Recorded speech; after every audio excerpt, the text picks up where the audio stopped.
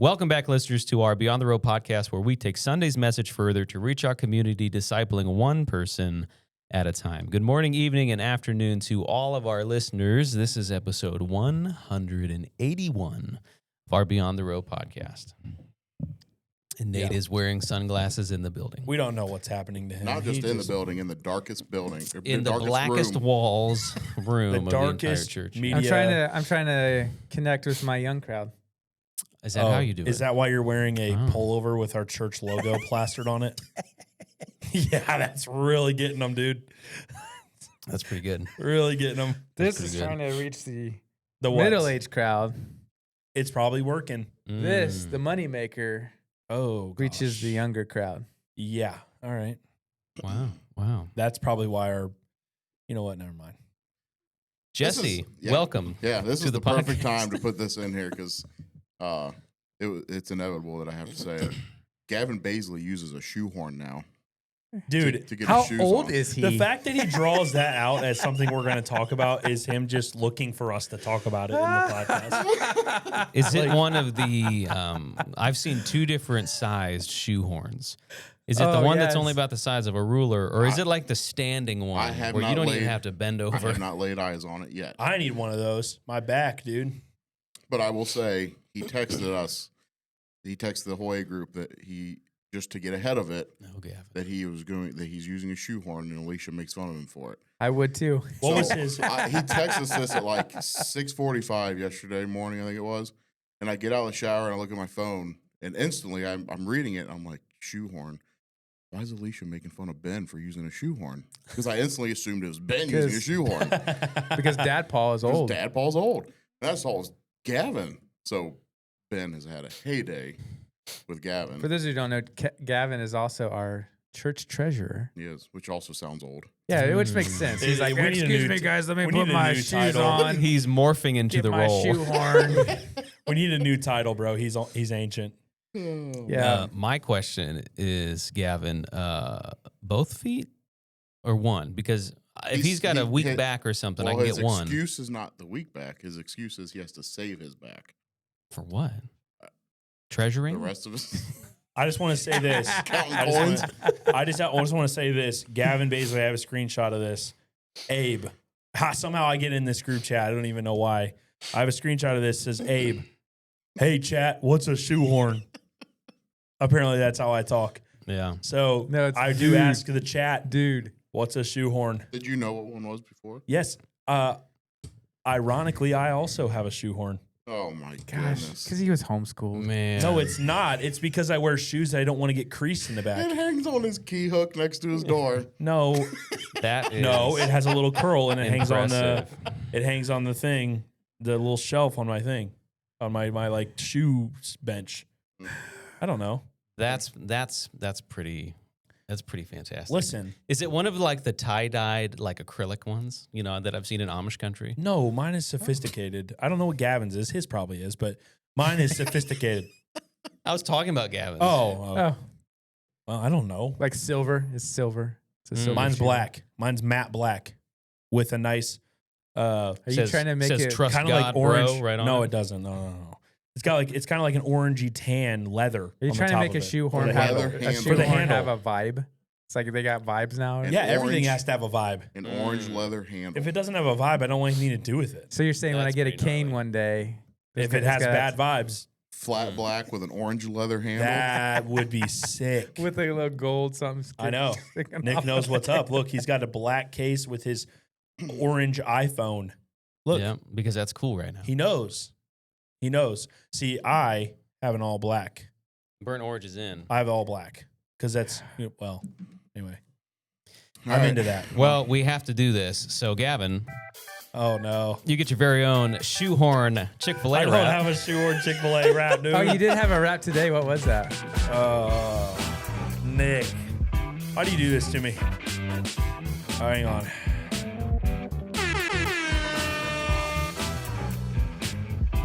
I can't. You're going to have to give me a different time. I need... I like the record. You know, the funny thing is he did something today at a staff meeting. I can't remember. Yeah, I said something about... Oh, shoot. You rhymed something. I was We were like, talking about our stinking rusty signs that, oh, yeah. yeah, anyway. People who listen to the podcast, Gosh, we're it's been working on almost the signs. 4 months. We're working on the signs. We've had a dilemma here, okay? Beth Ann's doing a great job She is. with them. We've been working as a company. It's a manufacturer Yeah. issue. They're That's why we haven't had a sign in front of either location why- for 4 months that's almost. that's why we're called. We might as well be called Sus Church at this point because we don't have a name. Hey, what exactly are they doing there? Yeah, like what is this Sus Church doing? They have no sign. That's all right. Nick, though, who's got a background in Stuff. metal. In in-ground steel, He stainless knows. steel pool Yeah. building. Yeah. So he was helping us today. So Yeah. we're thinking we Stuff. have a plan moving forward for our signs. So Yeah. Anyway, I don't know. It was talking about I was re-singing the Josiah Queen song Dusty Bibles, oh yeah, and I said what? I said something about like we Yeah. got Rusty dust screw on holes. our Bibles, but we got rusty sign holes. he was actually. It was pretty in the moment. It was pretty witty. It You was had to pretty be witty. there, It was you pretty know? witty You had to be there. Yeah. Yes. in the moment. But we need, you know what? Mm. We need to have those like GoPro cameras on our heads for staff meeting, so we can capture them like vlogs.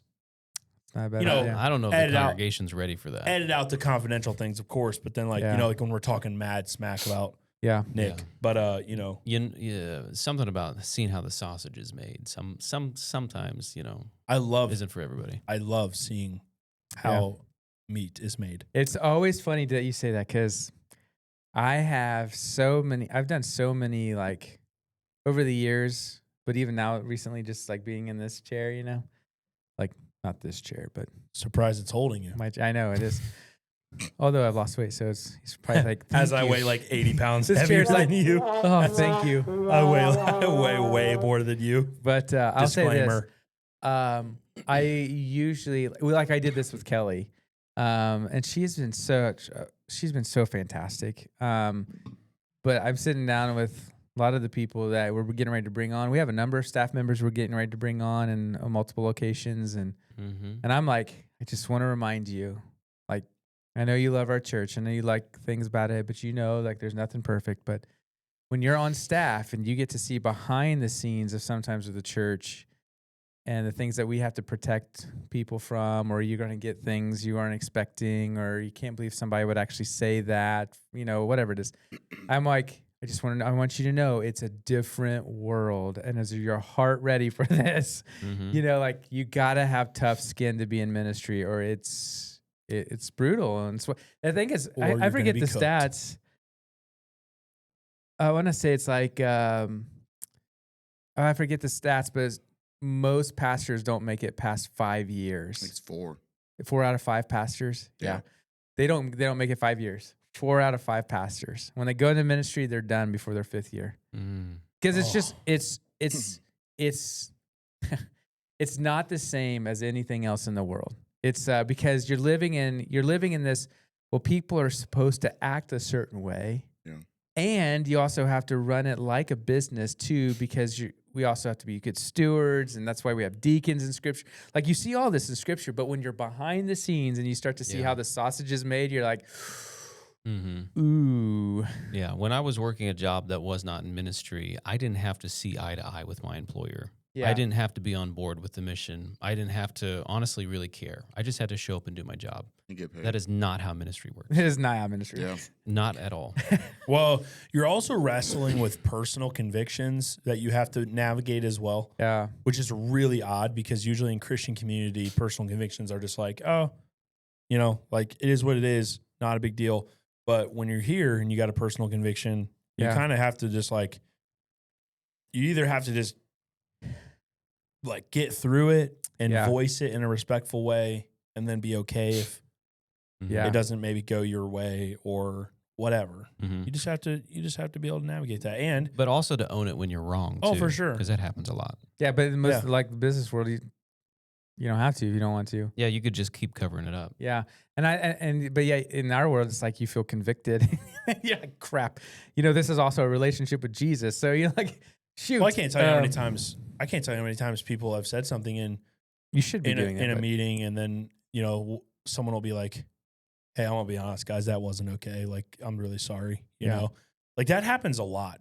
I mean, not like all the time, but it happens enough where it's Yeah. like we have to be also conscious of when it's inappropriate or when we went too far or It something is. was too much. And being called out and being able to be big enough, not prideful enough to apologize and keep moving forward. I'll say, even like sitting in my position, again, that's why I never wanted to be a lead pastor, because like I would hear stories of just like what this is like. And so now that I've been in this for a little over 8 years, sometimes I'm like, man, wish I could go back to being an associate because everybody expects you to give you what you want. And then you have to be the bad guy. And then you got to say, sorry, can't do that right now.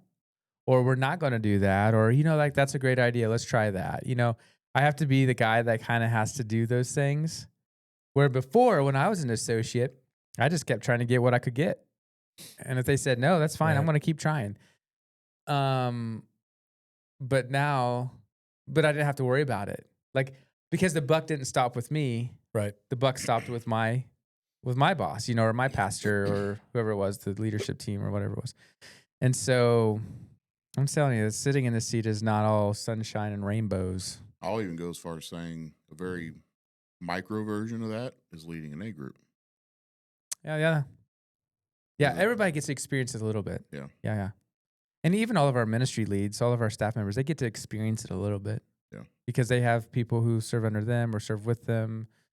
And then they have people under them. It's like it's like the Moses, it's the Jethro and Exodus mentality. It's set somebody who oversees 5 people, set somebody who oversees 50 people, set somebody who oversees 500 people. Like it's been going on forever. Yeah. It's great advice from Jethro to Moses, but putting it into practice, it really is an art form. Yeah. But it's hard when you make decisions. People think sometimes Personal. people think it's personal or it's Mhm. about them or, oh, you liked this person's thought more or something like that. And it's like, it gets kind of weirdly personal at times It does. when you almost always is not like it's not something like that. Yeah. Because I think Yeah. that's also the nature of us because we are relationally connected. Well, like for and we care example, about like people. today, even in a staff, we were talking about an idea, and maybe the attention kind of got up a little bit, but it wasn't because anybody was wrong. It was more of we have to think through every angle. But in our scenario, we want to make sure that everybody's heard, and at the same time, everybody's opinion matters, and at the same time, we still have a direction and a vision we were trying to move towards in. And sometimes we have the people, sometimes we have the resources, sometimes we don't, and we have to maybe for a short season do some extra work that we're already busy and and you got to figure these things out. But the hope is that everybody knows that everything we're trying to do is because we care about people. On one hand, it's like, our goal is we got to continue to find ways to help disciple who we have and continue to reach people we haven't reached yet. Right. And then on the other hand, the other side of the coin is that you also got to make sure that the people we do have, we're not just beating them up or putting more on them and loving them and helping them and to succeed where they're at right now. And you got to see it all from all those angles. And it's just really hard. That's why you got to have tough skin in ministry because you're trying to do 2 things at once. Number one, you're trying to push, and the other thing you're trying to say, but I'm here to serve you and love you. Like those things don't always work very well, but that's exactly what the church is supposed to do. Like the whole world, when people say, well, you're a Christian, you're not supposed to judge. And I'm like, well, you haven't read the Bible then. But the judging isn't salvation. I'm not judging you based on if you're going to heaven or hell. The whole point of judgment is to say, I see things that I want you to consider and think about, or we shouldn't be doing that, or why aren't we doing that? And that there's a judgment there, but it's not because I am against them. It's because I'm for them, and hopefully the same thing is for me. You're not against me, you're for me. But sometimes it just creates tension, and you have to deal with that tension. In the business world, there's tension, but either you don't address it and your business hurts, or you ignore it, you just keep pushing it under the rug and you hurt, right? Because you're not dealing with it. Right. But in the church world, we can't do that for too long because we have to live by or what we teach, we have to live by, and people know right away. Like you say that, you teach that from the stage, you teach that in front of all of us, but I don't see you living that. And so if you're not living that, your testimony is not valid for whatever you're teaching. And so like that's why it's really hard. Ministry is hard. I'll even say like because I'm in both worlds, Mm-hmm. and the people I work with that are very bold in their faith and very open about their faith Mm-hmm. lead significantly differently than those who don't. I would agree with And that you can I mean, if you didn't know, you'd be able to see the difference. It's very, very interesting watching how people who have faith in Christ handle situations and handle their relationships versus those who don't. Yep. It's really interesting when you're in a worldly Yep. job like that to watch. There's those two more. things. I would say there's more love for the person, Yeah. than trying to get to the top or trying to just bulldoze or make it happen. Like Yeah. you don't do this. I've seen upper management go out and rip guys on the floor for whatever, not working as fast as they want, whatever it is. Yeah. And then I see that person's direct manager go to that guy and be like, "Hey, come in the office." And he'll come in and be like, "What's going on?" Yeah.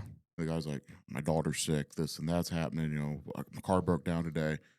He's like, "Okay, why don't you just sit in here for a little bit? Let's talk through it. Let's figure out how we can help you handle these things at home and then Yeah. get you back to work." They're actually a real person. Yeah. And it's like just watching It's those not a two machine. scenarios, man, it's so different. And So different. imagine if the whole world operated that way, though. I know. Man, Hmm. everything would flourish. Hmm. Businesses would flourish. Where they're not because you're not putting anything in a Christian perspective. Yeah. It really is. It really is. Imagine if we lived in a world where everyone knew that they were known, loved, and formed by God. I see what you did there. Mhm. Imagine. Fully known. Imagine. Mm. Yeah. Hmm. What does that really mean, Abe? Yeah, Jeremy, can you help us with that? We did try and get Jeremy on. I am not Jeremy Moon. Scheduling conflicts. Buster Moon. I am not the Mooninator. Yep. But The we are Mooninator. going into Psalm 139 today. Yeah. That's actually, I was texting him right away because I was like, dude, like that for our cover to cover, our daily reading that we send out to the church or whoever signs up for a daily reading devotion. And Psalm 139 is today. Oh, that's cool. How funny. That's why he picked it. He knew it. Yeah. Yeah. So he taught it Sunday and today they get to read it. And so, but I thought he did well. That was his first Sunday morning. And he had a lot of good compliments. A lot of people talked with him afterwards, both services. A number of people who said they're going to be helping with Shelby came up and introduced themselves. And, Oh, good, yeah. That's cool. That's cool. He must have gotten his outfit inspo from you. Oh, of course he did. He's Wearing- 50 years old. He's wearing dad polo and shorts, I liked it. No. it Although was I good. don't know. I don't know. Have I wore shorts I on don't Sunday think- morning to no, speak no, no, in? no, I no, don't that think I've I seen. have. Yeah, it was bold move. Yeah. Bold move. He That doesn't was know. bold. He doesn't know stage etiquette yet. It's okay. Wow. I'm just kidding. I'm just kidding. Oh, that's so Jeremy, funny. it's a joke. I have this weird You balance know now what? with You could Jeremy. arrest where him. We're in I have this Ontario weird right now. balance now where Jeremy's like a dad of one of my students, but he's Mhm. also kind of in this realm. So now I'm like, what am I allowed to say? Yeah. What Yeah. year is Luke? Luke, he's going into junior year. His junior year. Okay. Golly, dude. I remember meeting that kid in middle school. Dang. That's insane. Isn't that insane? He was a 7th grader when I met him. Yeah. That's just crazy. That is. Lexi is what year now in college? She's going into sophomore year. Or sophomore year. Okay. It's crazy, dude. Yeah. Lexi came and Yeah. watched our small group kids last week. Yes. She Came does in- that with our group too. Came in clutch. Dude, and our kids are our group Rowdy. kids are Yeah. rowdy anyway. Do you guys pay her? Yeah, we do. She get $1 million? Oh, She did not. okay. But I Dang. feel like she made out pretty decent for a couple Mhm. hours. But Yeah. our kids are typically pretty rowdy. I mean, they're all like 7 and under. There's a bunch of boys. Oof. Last Monday, they Can were, you imagine that? I think they all Baisley drink, boys and Dad Paul's boys. Holy moly. and I think they all drank Mountain Dews before they came, so they were on like a different level than Oh normal. no! And I'm like, why don't you just take them out back? We have a swing set and stuff. I'm like, just let them run off some energy before dinner and after dinner. Yeah. So she comes in at like, normally we're done at like 7:30 to 8 o'clock. She came in at like 7, and the kids just come sprinting through the living room back to one of the bedrooms. And she like comes stumbling in, and everyone's like, you good? And she's like, yeah, I'm fine. And she like just like looked around, then walked back with the kids. She's like, I'm never doing this again. Oh man, we felt bad for her. She's 'cause, texting me later, like, why did you ask me? dude, they were on a different level. But man, we were so thankful for her because she saved the day because our babysitter had soccer kind of last minute, and we didn't even, because like we literally have a hard time just having group if we don't have a babysitter. Yeah, it is hard. 13 kids under 7 years old. Yeah. Who can handle all that and still focus, right? Yeah, that's a lot. She stepped in and helped us, and we were very thankful for it. So I text Jeremy that night, and I'm like, dude, pray for your daughter a little extra tonight because she might need it. He's like, yeah, she came home, and I was like, it was good. She's like, I like the money. I wanted It to was- pull my hair out, but Yeah. Oh, I don't blame her. That's It's mon- wild, that's man. funny. Yeah, so he did 139, and which is a famous psalm. People know that one. If you grew up in church at some point, you've probably heard Psalm 139. If you've gone to a funeral, probably at times, you probably have heard Psalm 139 at funerals, and it's just it's one of those. It's one of those that I think it's a good reminder. I think to me, it's still a good reminder that God's still in charge of all things, and that no matter how far we are, we're never too far from Him. And so, but like one of the questions I thought we could dig into first, and then it would move to another one I want to get into, is really because I think it'd be good. So one of the ideas is to be fully known, right? And like, there's a song. Or I've heard maybe that lyric has fully known. Fully known and to be loved by you or Yeah. something like that. Yeah. But so what does that actually mean? Like, what does it actually mean to be fully known by Him? And I think the next question on that, though, would be, how is that comforting?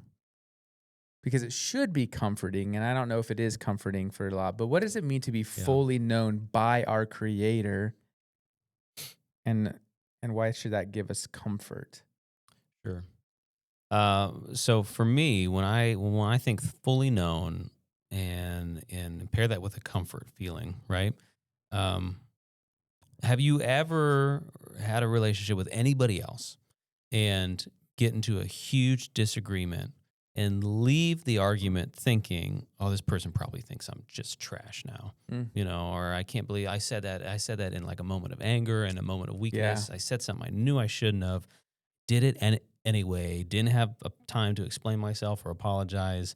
And now I'm not going to see that person until the next whatever, a few days later or whatever. Yeah. And in the meantime, they're probably going to think I'm garbage because of what I said. Oh, for sure.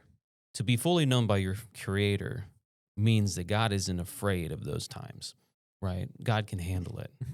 And not only that, but He knows who you really are. Yeah. Sometimes When I think it's like not he's in like, an outburst of anger. Yeah, like he's looking at us, is just like, I know where that's coming from. Exactly. I love you though. Yeah. He can Bless see your heart. He can Bless see right your through heart. it. Right. you Yeah, know, God's telling us, bless your heart. and only an all-knowing being could handle that. Yeah. And I think, like, at least for me, I think the closest we get to that here would probably be with our spouse. Like, my wife, I mean, we've been married for almost 10 years, and we know each other very well. But there's still moments like where if we get into an argument, I will get angry or upset about something she said. Wait a minute. You guys don't argue. It's not often, but we do sometimes. Oh. It's healthy arguments. She Healthy- wins. Healthy disagreements. Yeah, she'll Yeah. win every time. Okay. But it's like she'll say something, and my immediate response is not always like, I know where she's coming from with that. But that is what God is. Yeah. And it's like, even as close as I am to my wife, I'm still not there like God is with us. Yeah. Yep. And we had an interesting conversation at group last night. It kind of pertains to this, like how well we're known by him, because we got to talking about our group's going through the whole book of John right now, and we were in John 2 at the wedding in Cana, and I picked up on that. It says there. It specifically says in verse 5, I think it is 2:5, that Jesus' mother was there, but it makes no mention of his father being there. Yeah. which was Joseph, right? Right. Which is And- why many speculate that he's already passed on. Right. Mm-hmm. But Emily Roberts actually brought it up, and she's like, imagine, like she kind of started getting a little bit emotional, and she's like, I'm just sitting here because she's lost her dad. She lost her dad when she was young, and I've lost my mom. And she's like, even Jesus knows what it's like to lose a parent. Yeah.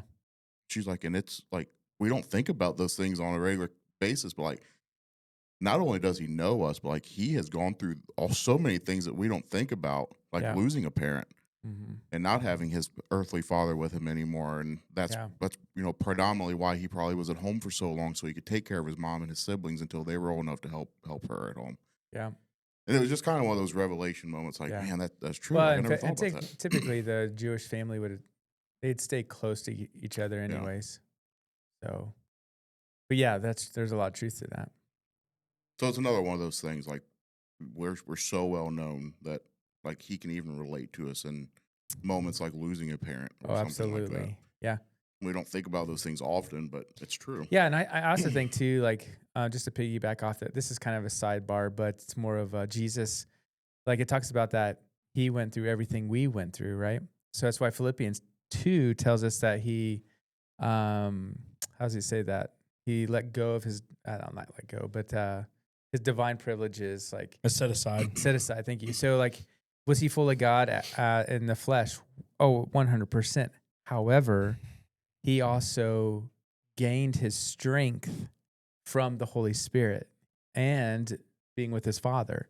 He had to learn the word just like we have to learn the word. Like he had to go through everything that we had to go through, that we have to go through, because that was the only way that he could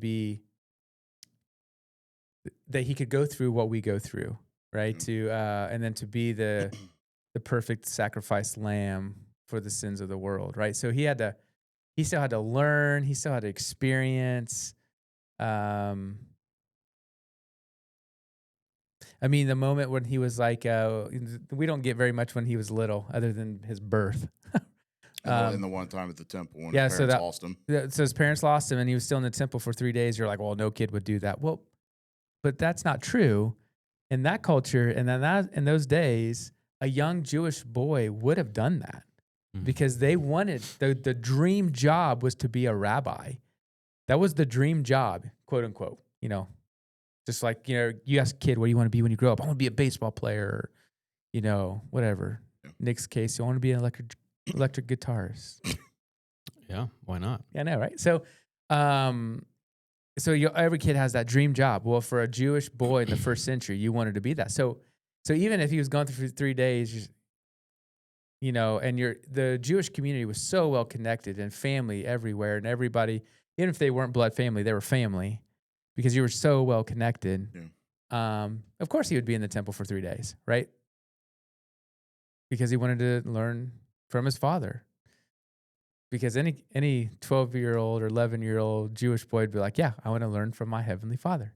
Like that's what they would do. Yeah. So anyways, that's a whole sidebar situation. What I'm trying to say is that Jesus had to go through everything that we all go through, and he even had to lose an earthly parent.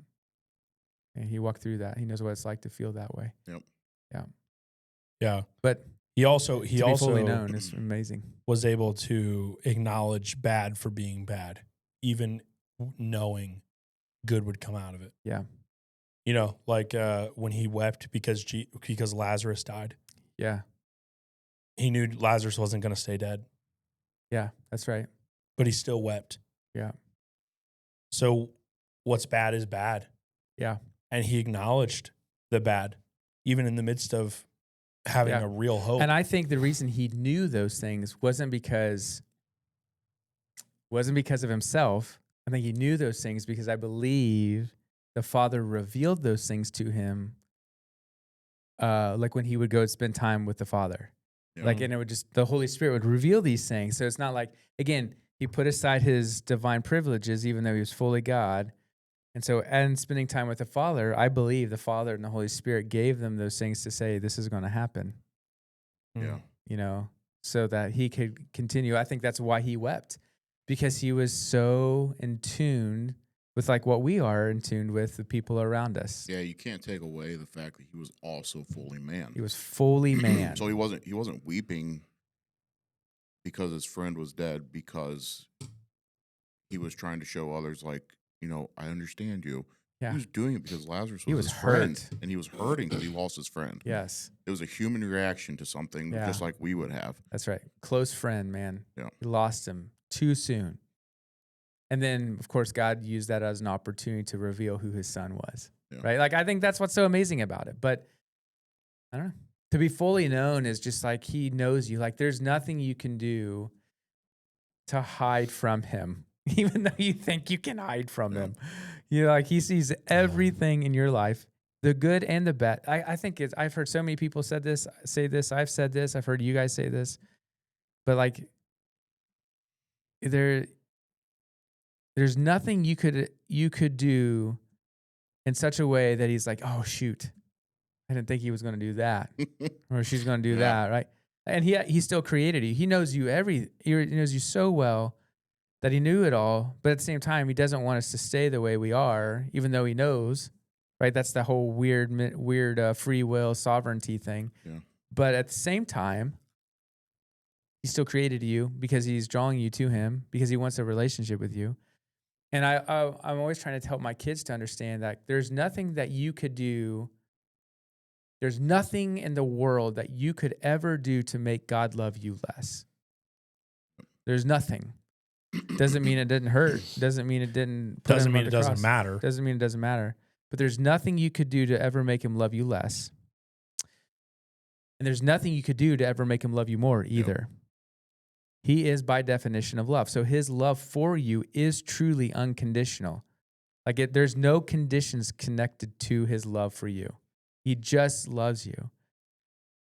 And so because of that, he knows everything. So why keep it from him? And why keep it from others? And when I say others, like some of the closest people in your life that you can trust.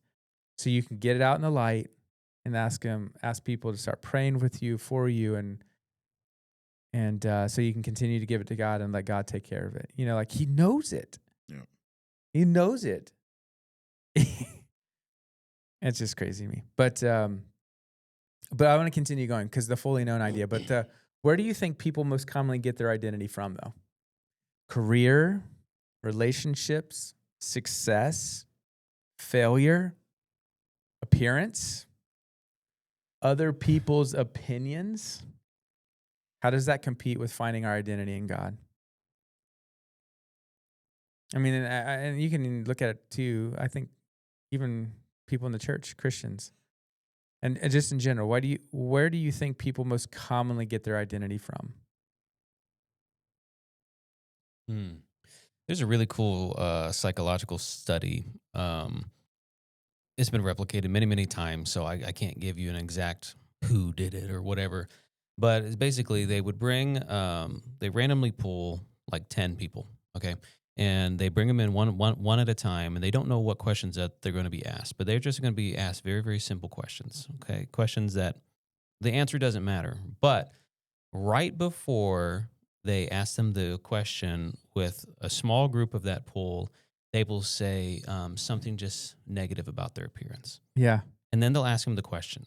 And then that person will just kind of like answer it a certain way. Then they'll take the next pool of people, ask them the same question, but first now say something really positive about their appearance. And then they're a lot more animated. They're a lot more lively. Okay, that doesn't sound overly profound, right? But what I'm getting to is that we often get a lot of our identity and everything about ourselves from cues from other people. Yep. Right? That could be society, that could be culture, that could be family members, it could be relatives, it could be friends, it could be all these people that have influence in your life, and they tell you who you are. Yeah. Maybe it's based on your works. Maybe it's based on how you handled something at a job or whatever, and those could be positive or negative, but they reiterated enough. You were going to start believing that. That's true. Mm-hmm. It was a really powerful I study. remember growing up, my great grandparents and my great grandparents, and oftentimes my mom and dad would call me lazy. Yeah. And so I really started believing that I was a lazy person. Mm-hmm. That's exactly right. But the funny thing is that I was lazy by their definition of what they wanted me to do. I've had to learn how to give that over to God over the years, because Mhm. I'm sitting here thinking, there ain't no way that my parents could do what I do. Things like that, or my grandparents could do what I do, my great grandparents. And I love them. I love my great grandparents when they were here. But I started to believe that a lot. Mhm. And yeah, that's fascinating to me. Have you guys ever heard this phrase? It's coined to be Albert Einstein's, but it's not Albert Einstein's. But it says something like, if you judge a fish by its ability to climb a tree, you're going to forever think that fish is worthless. Yeah. Right.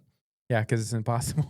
Right? Yeah. But so like with that same thing, like if you tell somebody enough, and the influence that we have as adults over children is just astronomical. Astronomical. Think of your second born right now that are typically a little bit more angsty and wild and free, right? Yep. And you start comparing that second born to your firstborn that's naturally just more leadership abilities or whatever else that it could be, right? Then that second born is going to constantly think that they are inferior. Yeah. Mm-hmm. It's just natural. It's just how it happens. And What about third born? third born? I'm a third born. Third borns are typically We're They do whatever. We're jacked up people, dude. Yeah. it really depends. If Legendary. That's what you meant to say. if that third board is last in the order, it matters more in the pool of children that there are than the actual order, birth order. Ooh. So a third born that is a middle child will have middle child syndrome rather than a third born that is the youngest child, because then they're just going to be the baby of the family. They're the I'm the spoiled youngest. one. Yeah, it's fascinating stuff. I wasn't It's spoiled. I sociology. had all the rules that my siblings made my parents know that they needed. Dude, yeah. I'm right there. Like they perfected it. over Yeah, their literally, child. bro. I was the guy who they're like, nope. Mm-mm. finally got yeah, there. all the parenting mistakes made on my brother and sister ended up on me. And Mm. That's exactly how it went for me, dude. dude, for sure. My That's parents hilarious. would put something on me randomly because of my sister, and I'm like, I want to go play Call of Duty and drink Mountain Dew. I'm not trying to go do whatever you think I'm trying to do. I'm trying to have fun, play Black Ops 2. I don't know. And it's interesting with me because like my brother and sister are like a year and a half apart, and then I'm 12 years younger than them. Oh, wow. So Yeah. there was, I grew up looking at family photos and stuff. Like they went down water skiing down in Alabama on the rivers, and they'd go on these vacations. I didn't leave Ohio until I was like 14. Holy And I'm moly, like, dude. why is this? My mom and dad are like, because we rented a cheap apartment when we had them and raised them and could do all these things. And then we had a third kids. We had to buy a house, and we had a house payment. And they're like, there's nothing left for you. Great, man. This Glad is I, legendary. Yeah. So That it was is- interesting. That's interesting. That is hilarious. Dang. Yeah. Yeah. I think identity, though, is interesting because I think more times than not, I think the reason people struggle with purpose, because you ask a lot of young people, like they don't know what their purpose is. You ask a lot of adults, they don't know what their purpose Yeah. is. And the reason is because it's not so much what they think they're called to do, it's that they don't know who they are. True. Yeah. Usually they want their purpose to be associated with who they are. That's right.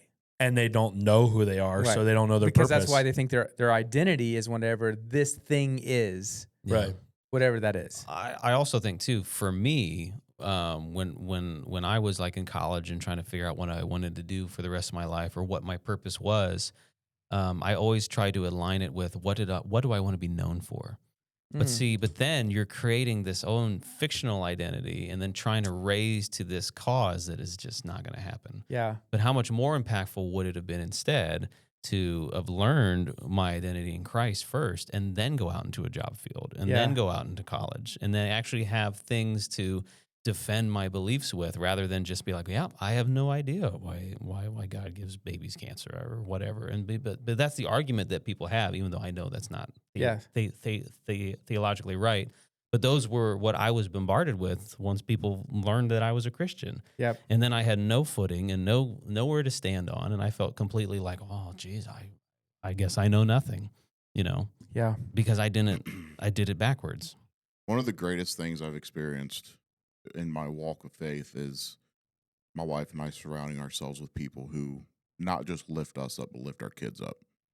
Because like neither Allie or I both either had that when we were growing up. And we have this community of people, our A group and even others outside of our A group that pour into us, pour into our kids. And I can watch the difference between my kids and kids that they go to school with that don't have that. Yeah. And how they interact with each other and how they treat each other and others. And, at VBX, one of the women in our small group went up with Eden and just prayed with her because Eden was nervous. Mm-hmm. And it's like, you don't get that everywhere. Like, you got to have people in your life that are willing to do those things. Mm-hmm. And because of that, my kids are growing up with more confidence and, stuff in their life because there's adults in their life other than mom and dad that are intentionally trying to pour into them and let them know that you are loved and you are, God has a purpose for you in this life. Well, and I think that's the point. Like, like the Sunday school answer is always Jesus, right? You just ask a question, oh, Jesus, and so, but Jesus is still always the answer if only we understood it. Yeah. Like, for example, what was Jesus' identity? We were like, well, he's fully God, Emmanuel, God in flesh. I get all that. But what does he say? Like, there's these moments you see, these incredible pictures that his identity was in his Father. That's who his identity was in. Like, think about this. Like, there's this moment when he says, I pray out loud so that they can hear, right? That's what he's doing. I'm praying out loud so that they can hear, this is still about you. And I forget the reference of that prayer, but I was just remembering, like, he did that on purpose because his identity was in him. And so he understood what he came to do. He came to seek and save those who were lost. That was the point of his coming. Right. He understood his identity was in God, and his purpose, because his identity was in God, was come to seek and save those who are lost. Right? Because we know that because of the garden. He's in the garden and he's stressed to the max because he knows what he's about to ready. And he asked him, take this from me if there's any other way. That's his humanity speaking. But his purpose and his faith in his Father understood that the will of the Father still is my purpose and my identity. And so he knew he's going to have to go to the cross. Yeah. He said, but not my will, your will be done. Like, that's the whole point. Like, and if we would just understand fundamentally that my purpose in this world is to glorify God and to make him known, then it helps you to understand that your identity is not in your job. It's not as a mom. It's not as a dad. Although those important roles, 100%. But that's not your identity. Your identity is not to be a husband or a wife. Your identity is not to be a boss or a coworker or a stay-at-home mom or whatever. To make money, to be successful, or I'm a failure because I touch things and they don't work. That's not your identity. Your identity, you were created to glorify God and to reveal his glory to the world. And you do that by all the things that God has given you to do. Yeah. Well, it's a matter of who and what. Who you are is not what you are. Those are very different things. A lot of times we associate ourselves as what we do, but that's not who we are. Mm-hmm. Like even now, I'll introduce myself, and whatever you want to operate on this, but like when people, and now that I'm in this world, it's kind of weird, but like people who will introduce themselves and just in the world that I'm in, like certain settings it makes sense, but other settings it's interesting. Like Z has interacted with people out in public and she's met people, and like she met this guy, I don't even know, just around Mansfield. And he introduced himself as Pastor so-and-so in public. Yeah. Pastor Abe Cunningham. No, thanks. You have a name, dude. Like your identity is not in what you do.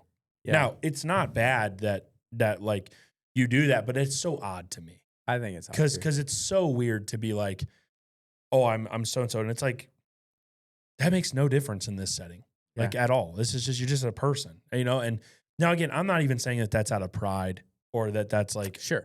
negative. Sure. I'm just saying that there's something there about identity that's, you know, I just don't think I don't associate with what I do as who I am. Could you imagine Jesus going around and be like, "Hi, I'm Jesus, Son of God, Emmanuel, Mhm. Savior of it's, the world." that's so odd to me. Like, and so I just Nice to think meet that you. it's something there where it's like, no, like before any of these things, before any of this, Yeah. I have a name, Although his name kind of son, and a daughter. I mean, it goes the same. You know, I used to be a lot more involved than I am now, but like with the gathering, like the big thing is like don't call yourself an addict. Yeah. Like, why are you associating yourself with that? With a sin. You are a Yeah. son or a daughter of the Most High God. That's correct. Don't like, hey, my name's Jesse Blues and I'm an addict. Yeah. I don't care. Like, Yeah. you're making it worse by associating with that thing. Yeah. You're who you are, son and daughter of God. Yeah, that's right. Like, that's first and If you foremost. know him, that's I'm it. not an alcoholic. I'm not an addict. You know, I'm not a whatever you want to Yeah. put in your title in front of that. Like, don't associate. You don't have to associate yourself with that because that's not who you are. That's not your identity. Well, I think then the next part though is like I think that's what I want to kind of just bring that to the last thing I want to talk about, because I think this is actually really important, especially for followers, obviously.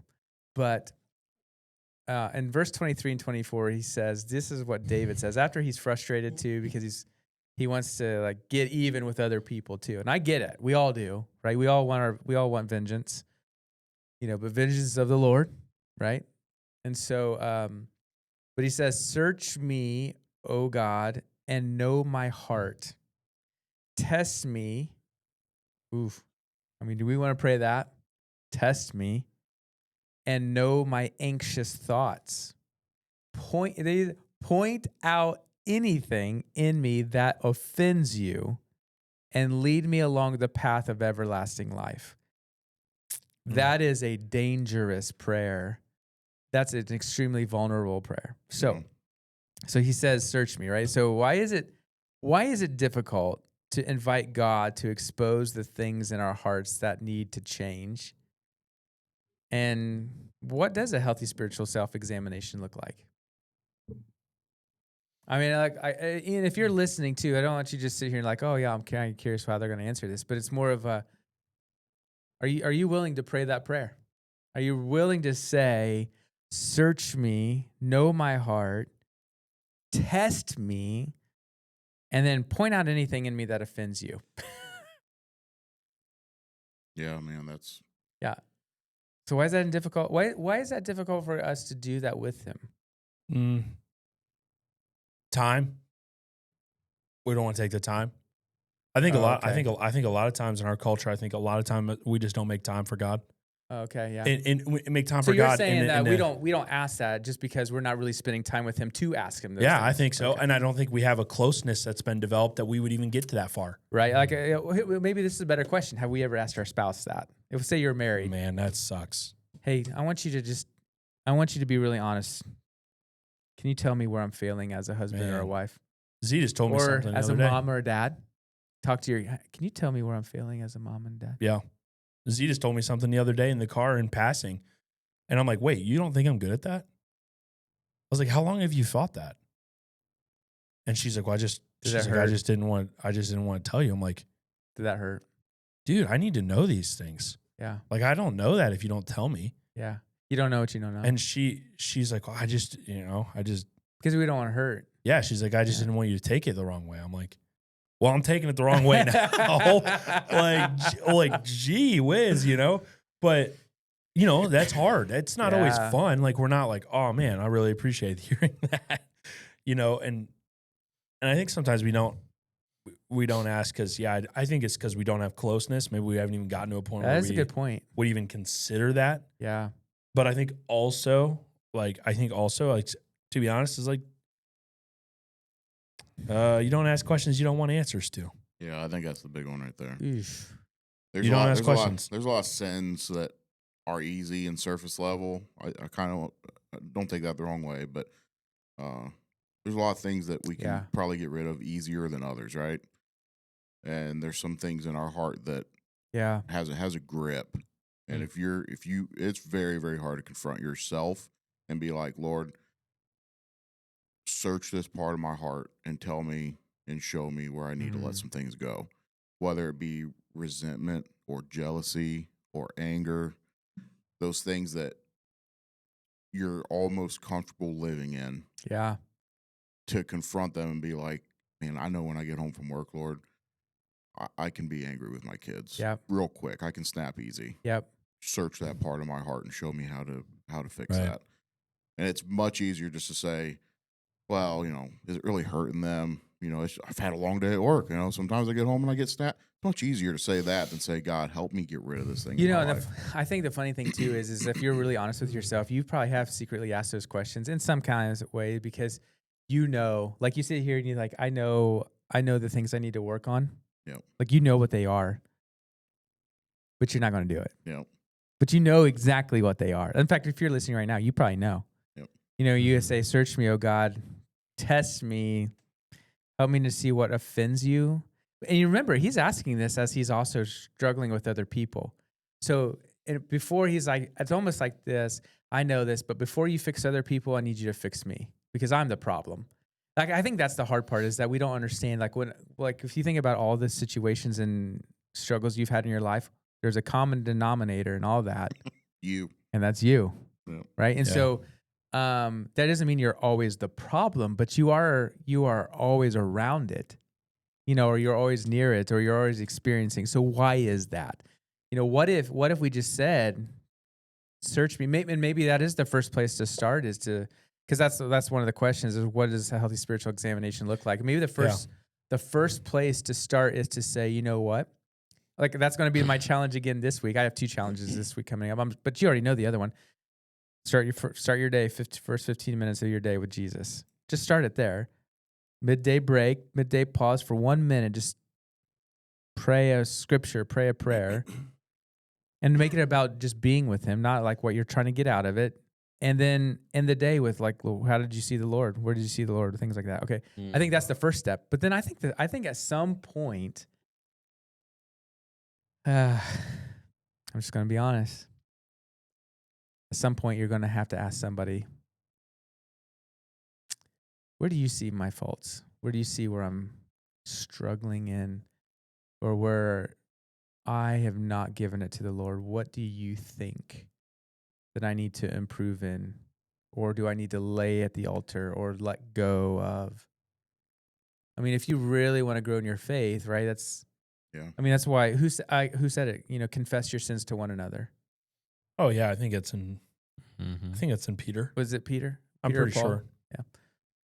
Yeah. But at some point, you got to ask yourself, do you want more? Like, are you willing? If you're going to say, search me, oh God, show me what offends you, test me, then you're going to have to get to the part of asking the ones closest to you. Maybe you feel a little awkward with your spouse. So then, okay, then start with something a little bit simpler. Maybe ask your best friend. James. Yeah. James. Just start with somebody like maybe it's not going to rip your heart as much. And then when you're bold enough, because it is the one you love the most, and say, hey, listen, I'm trying to work on certain aspects of my life, and I know there's things that I'm not seeing. I know some things have been revealed to me that God has showed me. Jesse has shown me. Hun, I'm ready. I need you to be honest. I know this is going to hurt. What am I struggling? Yeah. What am I not doing? Yeah. I think the other really hard part about that too is thinking that you're doing good in an area, but then somebody telling you that you're actually not. Oh, that hurts. Yeah. Like, I'm not lying, dude. I mean, I don't know. Maybe this is just my life. Maybe I just suck at everything. But it's like, I'll talk to my wife again, and my wife's honest with me. Sometimes she is very honest. Sometimes it's like, okay, dude. Apparently, I'm the worst. But I'm like Paul. But like, there's times where I'll say like, yeah, I feel like I've been doing a lot better with anger. And she's like, you sure? Like, yeah, I feel like I've been doing really good. I don't get as irritated. She's like, you might not get as irritated, but you're frustrated a lot. Yeah. So I'm like, wait a second. So I basically traded here. So I'm not blowing up as much, but I'm irritated a lot. Yeah. And it's like, Yeah. that doesn't seem any better. Yeah. And Yeah. it's that kind of like, she said something the other day to me that said, she's like, I like you a lot more on vacation. And dude, I hate that. And she's like, I don't know why. I said, I know why. I'm not stressed. What'd you say back to her? Woman? No, but I was like, well, then we got to work something out, and I got to do something better. I got to have better rhythm or, better space or keep things at the door when I walk in, or things like that, whatever. But yeah, that's like an interesting thing to hear, but it's sometimes those are hard too when you think you're doing really well and then you hear something and it's like, and sometimes I think maybe that's it. Maybe we want to live in our faith and almost be like, I just want to live in this and be good for a while. Why do I don't want to ask the Lord, what's going on in my life because maybe I just want to rest in this for a while. Yep. Because it's just easier. We're simple creatures, us men, man. Like my wife's done the same thing, especially after we had kids. And my wife's brutally honest with me and she does not hold back, which I love about her, and I also struggle with sometimes, I think. But there were times like when the girls were super little, and she'd come to me and be like, "Look, we need to talk. Yeah, I need more help around Yeah, the house." And I get that. Liz told me that this morning. She nonchalantly walks away, goes out the door, and she's like, "Just be nice if I got a little bit more help around here." Allie does that too. I was ready to throw down. Yeah, it's irritating, but She every was time so she's right. every I was time just she, like, oh my gosh. every time Allie's ever said it, man, I'm like, I get mad in the moment because I'm like, I'm going to work every day. I'm coming home. I'm trying to help with dinner. But I'm not looking at it from her viewpoint. Yeah, right? because I think a lot of times too, we live in the culture that women, wives, and again, if you're not married, there's other areas. And I'm sorry about that, but like women who are married and have children, because we live in a culture now that it's almost practically impossible to live on one income. Yeah. Because we've done that to our culture. That's why we tax the heck out of everybody because we got to get more money out of people. And the only way to get more money out of people is to get everybody working. Yep. And so women are living in a role that they really weren't created to do in the sense of like, you need to go out in the workforce and you still got to be a full-time mom. Yeah. A full-time nurturer. Yep. And I'll even say that's also true somewhat with dads too, because it wasn't until the Industrial Revolution, the 1700s, when men were also working a lot from home. And, there was still kind of this homestead. Yeah.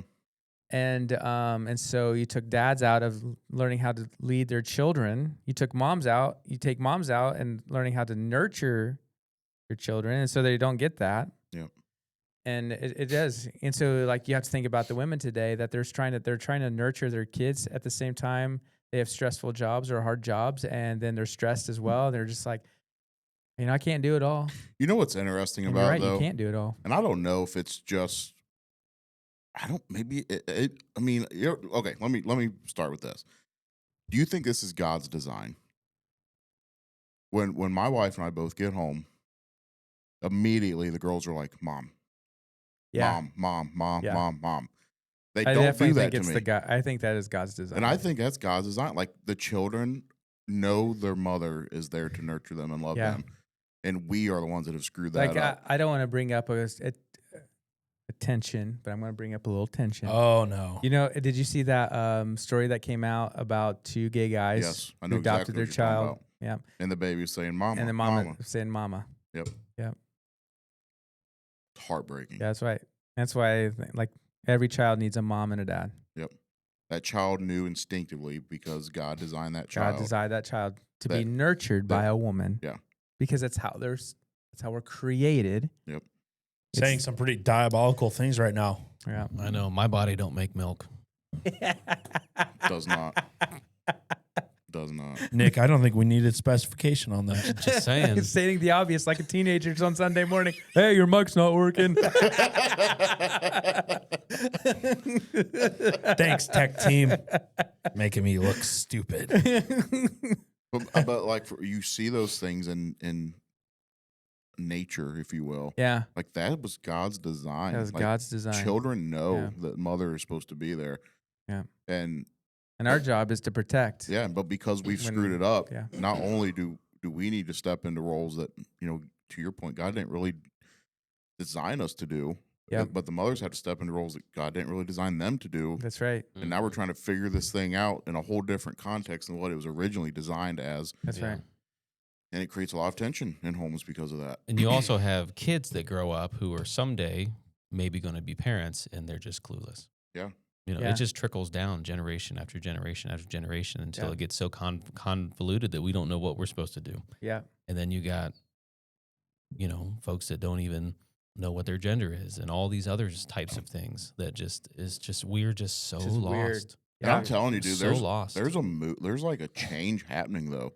Because how many more like people my age are you seeing that the wife is staying home, she's baking breads, Yeah. and they're not living in a luxurious house, but they're living in a house Yeah. that works for their family. Which is funny. Like I saw a reel last night actually, and it was just a simple reel of a family. Like, we love this life, and they were showing their home. There's this huge, luxurious, nice home in probably Florida, and they're like, it was fun for a season, but we're trading it to, and they said like we're downsizing and Mm-hmm. we're going back to just the simplest so we can spend more time as a family together. Yeah. I think you're seeing that shift a lot more because Yeah. people want to go back to what that was like. Yeah. And it's really hard to do without two incomes, but you It just is make really hard to do. make sacrifices. Yeah, to and make that's it the thing happen is you can't be like everybody else in the world. You just got to Yeah. make sacrifices. Then there's some people in our church that I look up to that I respect, and they do the same thing. I'm like, you guys get it, get it, And there's more time to serve. There's more time you have more opportunities to give, and Yeah. you don't realize it, but it's because you learn to like, I don't need that, and I don't need that, and I don't need that, and I don't need that. Mm-hmm. I think the hard thing that's interesting is, like Z and I are navigating that, but it's interesting too because she is considering like, oh yeah, if God gives us the ability to have littles, like not working, and I'm like, okay, that's great. Well, if you don't want to work, that's totally fine. You're gonna have to This be is limited. gone, You're this gonna is have to be gone, limited this is here. gone, this is You're gone. gonna be limited here. You're gonna be more limited here, and also you're probably gonna see me less. Yeah. Right. Like you're probably gonna see me less. You're gonna be a little bit more limited. Yeah. I'm probably going to try to work something else, maybe Friday, Saturday, somewhere else, or some overnight or something like that, Yeah. to help provide and work out insurance and things Yeah. like that. So like, just so you know, We've done we'll that. free you up, but it's going to come at a cost. Yeah. And We've she's had like, to well, do I don't that. know if I like that cost. And it's For- like, well, for a season. yeah. And it's like, well, I don't, Sometimes seasons are long though. you know, so I don't like, know. you I have to don't know if I decide. have a Mhm. better solution Yeah. for that. And so, that's some of that. But again, I think all of this discussion though is getting us back to this mentality though of search me, right? Yeah. The tension is always me. It's never someone else. Like, oh, who said? I mean, this has been a thing forever. Whenever you're pointing to somebody else, you have three fingers Yeah. pointing back at you. And you're like, The Spider-Man meme. yeah. Nick, know what I'm talking about? Yeah, where they're all pointing at each other. It's the Toby and Yeah. Toby, The Tom, Office. and oh my gosh, Andrew Garfield, Yeah, basically all pointing at each other. But I like The Office. You're like, Yeah.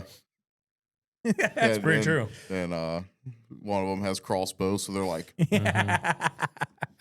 But yeah, that Uh. is the truth. It's like, are we willing to get to? I mean, this is okay. Again, this is the depth of faith that you can get to. The question is, do you want to get to it? Like that's the tension. Like Nick and I, we've been discussing that, and Jesse, and one of the things we're working on is our discipleship moving forward for Avenue Church that we're wanting to get ready and pump and pray and prep for the new year 2027 and on but that's part of the tension is more times than not when we give our life to Jesus we just want to get by, and Jesus calls us to something way greater and more fulfilling and more worthy if we would just seek his face, and desire him and ask him to reveal the brokenness in me, the hurt in me, because I bet you the kingdom that he's offering has far more greater benefits than the things we seek on this world. Yep. And there's almost the things we seek in this world always have more consequences. Mm-hmm. You have to work more. You have to work harder. You got to hope for raises. You got to try. You got to do different things. The thing you love to do, you can't do anymore because it doesn't pay you enough. So you got to go do something else that you don't love to do. You're not called to do, but you got to do it because it's making you more money. All those things. Yep. Like, Right. and so that's the question is, do we desire for him to search us so that we can be with him and fulfill what God has called us to do and the reason he created us for this season in humanity's history. So I don't know. Anyways, it's a beautiful psalm. It's I know I use this a lot too to kind of fight abortion and things like that, because he knitted us together in our mother's womb, right? That it's all intentional, it's all purposeful. It's life begins in the beginning, and so we see that and see Psalm 139 is just truly what we are called to be as humans. And we also get to see who God truly is, fully who God really is, that he's everywhere, that he's all knowing, he's all powerful. He knows every detail and inch of my life and my body. Nothing's a shock. And Jeremy did a great, like that illustration with the eye thing. Yeah. Was great. Yeah. Was it 139 million? 130 or 130. Yeah, it was like that. it was Million. 137 or something. Like, whatever those things are in your eyes. The like light receptor cones and all that. There ain't no And- way that just spontaneously and happened. a 1x1 square inch behind your eye. Yeah. That came from a boom. Yeah. Yeah. Yeah, that just kind of Nah. randomly over time happened. Definitely a creator. Yeah. That was an intelligent design. Seems pretty random to me. Yeah. Oops, it just happened. Yeah. If you just give it enough time, a rock in a million years is still a rock. Yeah. I can't test that theory because I won't be alive, but it's still a rock. Still a rock. Yep. So I thought Jeremy did great. He did. And his first time speaking on a Sunday morning anywhere, Yeah. He did great. and so he's only going to get better because the hard thing about what people don't understand is that like when you make disciples and when you equip this, you got to equip the saints for the work of ministry. That means in order for people to do who have the gifts, say that you have, in order to train and equip the people who got the same thing that you got to help them to inspire the body and encourage the body and help the body, you got to let them do it. Yeah. It's the only way. That's how we get better. And Yeah. so like people are like, well, Nate, you've only been up there. It's like, what are you doing? And it's like, my job as a pastor, according to scripture, is to equip people to do the same things, to work and to get better. And so anyways, I can't get Jeremy in front of people unless I'm willing to step down. Yep. Right? This is my church. This is his church. Right? So same with you, right? Same with Aaron, Abe. We're going to get Nick up here in the future. Mark's been up there. Woody's been up there. There's others we're going to get up there, but And so- that's the thing, this is not a one man. Well, it is a one man show. yeah, It's Jesus. it's Man, his show. It's the man. Yeah, it's the man show. We're all just a part of it. We get the privilege of being a part of it. Yeah. So I'm excited. I'm excited for Shelby. I think there's a lot of cool opportunities, and we're going to trust that and continue to believe that God's got what's best for his kingdom and his growth. And we're going to try it. We're going to keep going. We're going to see what God's going to do. And so, but next week I am back and we're going to dig into Psalm 100. 100. 100. Yeah. Bet. Very good. Very good. So And just a reminder for everybody, we're really closing in on this annual celebration, so you're definitely going to want to be a part of that. Yeah. So save that calendar date, September Yeah. 12th. if you're ready in to take Ontario that High next step School. of baptism, let's make it happen, yo. That's right. Yeah. Yeah. We'll call it a dunkathon. Yeah. Gonna be crazy. All right. Anything else, gentlemen? Nope. All right. We want to thank you all for tuning in to today's episode. As always, sharing this with some folks this week is one of the best ways that you can support this podcast. You can find us on Apple, Spotify, YouTube, and our Avenue Church app. commenting, liking, sharing this all helps us get this out to more and more folks so that we can continue to disciple one person at a time. Have a blessed week, and thank you for going beyond the row.